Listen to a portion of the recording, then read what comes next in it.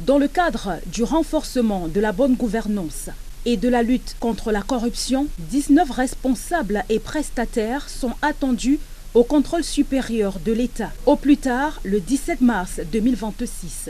Cette convocation fait écho aux annonces du chef de l'État lors de son discours de fin d'année, dans lequel il avait promis un resserrement du contrôle sur l'usage des deniers publics. Ainsi donc, la ministre déléguée à la présidence de la République, chargée du contrôle supérieur de l'État, Rose Mba Acha, épouse Fonmundam, a procédé le 9 mars 2026 à l'envoi officiel des convocations invoquant des affaires urgentes les concernant. Parmi les personnalités concernées figurent des anciens cadres et agents des ministères de l'éducation de base, des domaines et du cadastre, des travaux publics et des marchés publics, ainsi que plusieurs prestataires et représentants des sociétés co-contractantes. Cette mobilisation reflète une focalisation particulière sur la responsabilité des cadres départementaux et régionaux des ministères stratégiques en matière de gestion des ressources publiques et de contrôle des projets financiers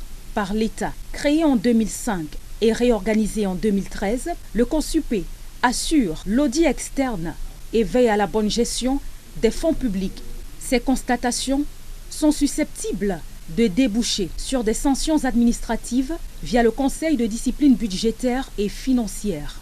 Un passage à la vitesse supérieure dans la lutte contre la malgouvernance traduit la volonté de l'exécutif de renforcer l'intégrité dans la gestion des finances publiques.